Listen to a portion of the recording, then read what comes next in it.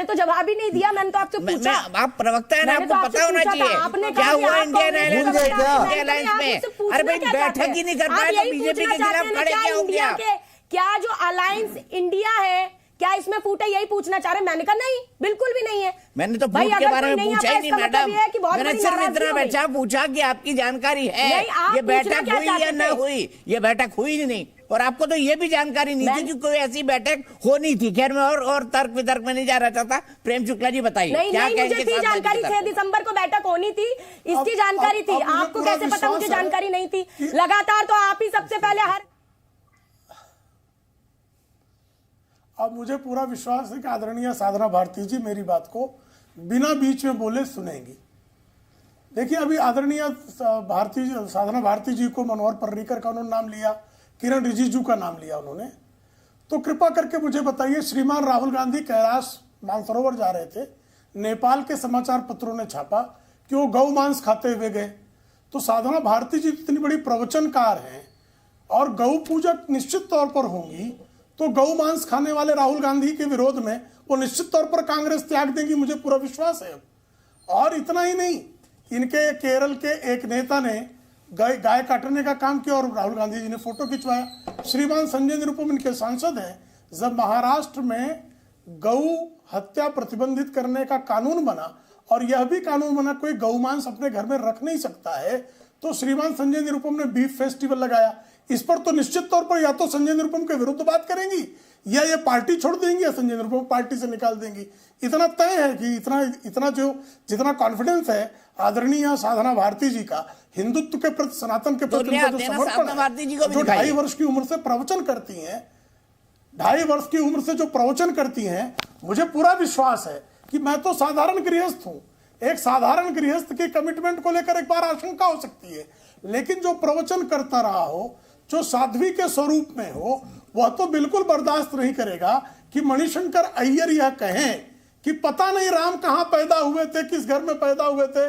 दशरथ के महल में तो 10,000 कमरे थे। तो अगर कोई संत साधु समाज का व्यक्ति होगा तो मणिशंकर अय्यर से निश्चित तौर पर जो है इसका जवाब मांगेगा और श्रीमती सोनिया गांधी से भी पूछेगा कि भाई जो है राम तो हुए नहीं, काल्पनिक नहीं है राम।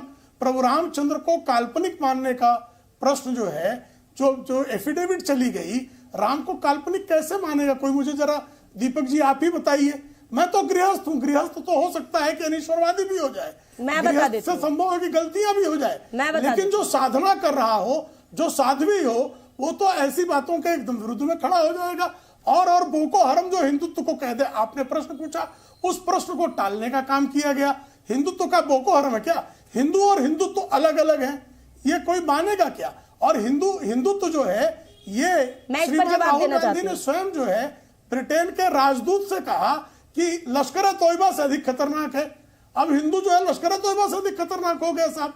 तो ऐसे एक दो नहीं, इस पर जो 30, 40, 50 मिनट जो है सिर्फ कांग्रेस के तमाम नेताओं द्वारा बारंबार जिस तरह से हिंदू पर, हिंदुत्व पर, सनातन पर जिस तरह के प्रहार किए, और स्वयं मल्लिकार्जुन खड़गे वो कह रहे हैं कि भाई सनातन जो है, मुझे जवाब देने का सनातन गया कहां है?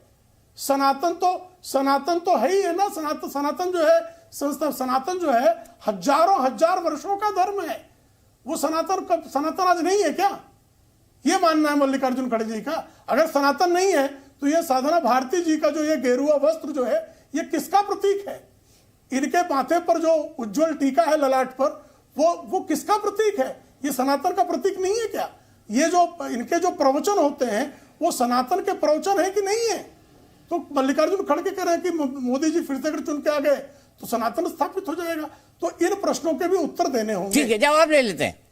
फिर मैं सुनील सिंह साहब के पास आऊंगा माफी के साथ। डॉक्टर साहब, तो मुझे 30 सेकंड दे दीजिए। बोलिए साधना जी, आप ही का इंतजार कर रहा हूं, वरना मैं डॉक्टर साहब के पास जाता। जी, मैं ये कह रही हूं, पहली बात कि ग्रस्त संत हुआ करते थे हमारे, जो सनातन में आप पढ़ेंगे तो जितने संत थे लगभग सभी ग्रस्त थे। तो मैं भी साध्वी नहीं हूं, मैं स्पष्ट कह देती हूं। और मैं ये गेरुआ वस्त्र धारण नहीं करती, मैं पीतांबर वस्त्र धारण करती हूं, पहली चीज। दूसरी बात जो आप कह रहे हैं, तो मैं ये आपसे कह रही हूं, कोई भी अगर सनातन सभ्यता और संस्कृति के लिए गलत बोलता है वो गलत है। लेकिन आप जो राहुल गांधी जी के लिए वो गौ मांस खाते, कहां आपने देख लिया? और मुझे बताइए, किरण रिजिजू ने अपने मुंह से कहा है ये बात। कि मैं खाता हूं और कोई रोक सके तो रोक ले। आपने उस पर तो कुछ किया नहीं, और यहाँ भाषण दे रहे हैं। और दूसरी बात जिस पर आप हिंदू और हिंदुत्व पर आ रहे थे, मैं उस पर भी आ जाती हूँ।